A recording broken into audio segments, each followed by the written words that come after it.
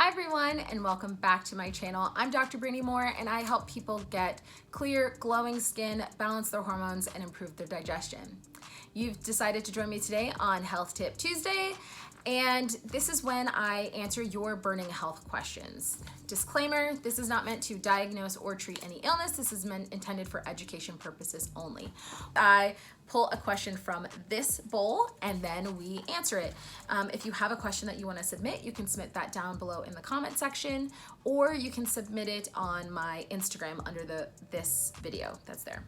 Okay, so let's get started. First question.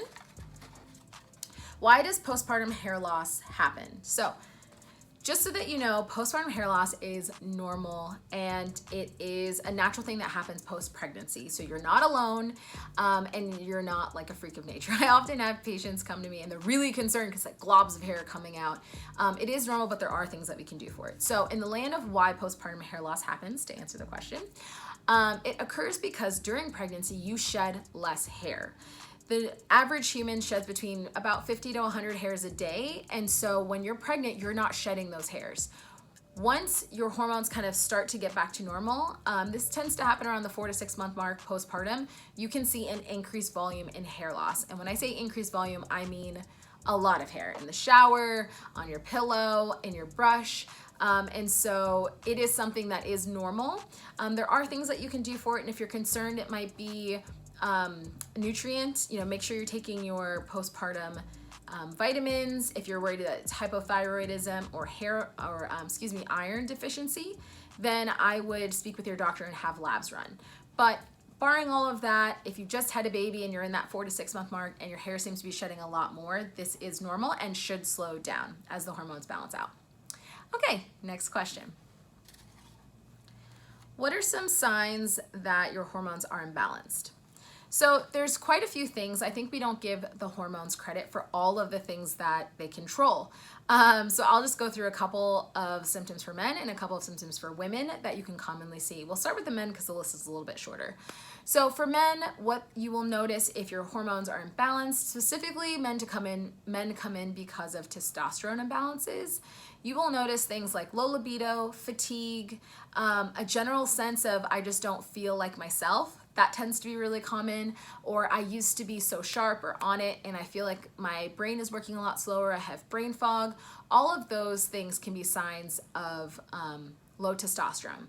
Another really common couple of signs are decreased stamina. So if you're a guy who works out, normally I'm able to run a mile and feel great or like get mildly breathless.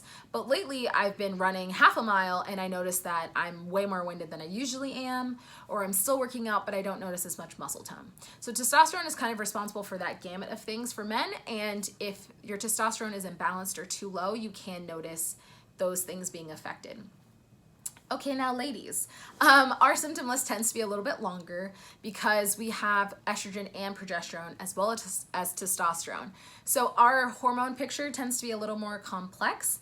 And let's not forget, our hormones are changing throughout our entire life. So not only are they changing so that we can have our cycle every single month, but they're changing with pregnancy and then postpartum and then eventually menopause. So some symptoms that your hormones are imbalanced would be fatigue, weight gain or inability to lose weight. Hair loss is another one. Infertility or fertility issues, irregular cycles. So that can be too long in the days that you bleed or too short in the days that you bleed, or it can be the length between cycles. So average is about 28 days. There's people that fall a little sooner and fall obviously a little longer. But there comes a point where it's like there's too long and there's too short. And if you fall kind of outside of that normal range, that can be a sign that you have hormonal imbalances. Bloating is also another symptom if your hormones are imbalanced, and night sweats. I think we often think hot flashes and night sweats with menopause, but you can be younger and have night sweats or hot flashes if your hormones are imbalanced. So that those are some of the symptoms. I don't want to take up the whole video with just that one question. But if you have any other questions related to that topic, let me know again in the comments below or on my Instagram, and I will be happy to answer it for you. Okay, the third and final question.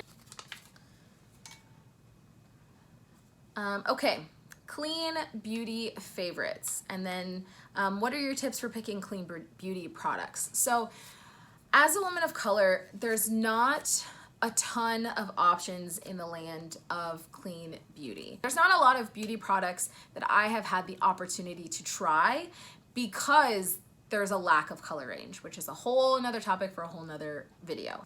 Okay, so my top pick for foundation right now is the Alima Pure Mineral Powder.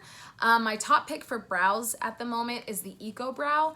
It comes in a little, it's like a gel-ish pot, and then you just apply it with a brush. I really like that option. It works great for my brows. So what it does, it helps me define my brows and helps me get a little more fuller of a look.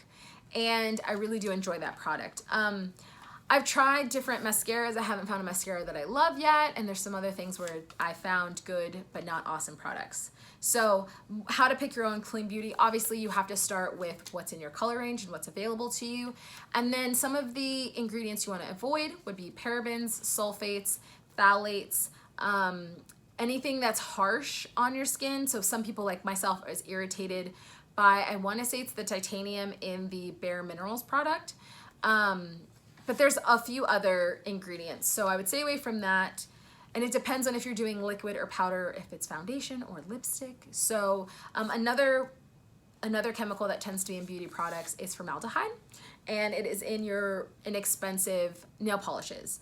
So formaldehyde, for those who don't know, is used to preserve things. Like if you were ever in chemistry or anything like that, they had those like animals in a jar that has formaldehyde in it. So you would want to avoid things that have that in there. And then my last comment on clean beauty, I have a lot of people ask me why, like, is clean beauty even necessary? Or you've reached out to a company and they say there's only a small percentage of insert chemical here. Does that really matter? And the question is more complex than yes or no. Does that matter in the grand scheme of things? Yes, and here's why. Because if you don't kind of clean all of your beauty products, then you're still getting that chemical, and you're getting it in small doses, but in a lot of things, so it adds up, if that makes sense. So for instance, we'll use parabens.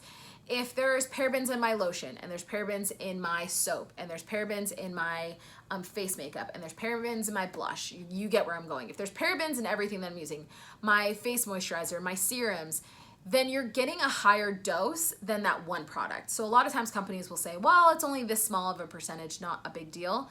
And at the end of the day, it can be a big deal.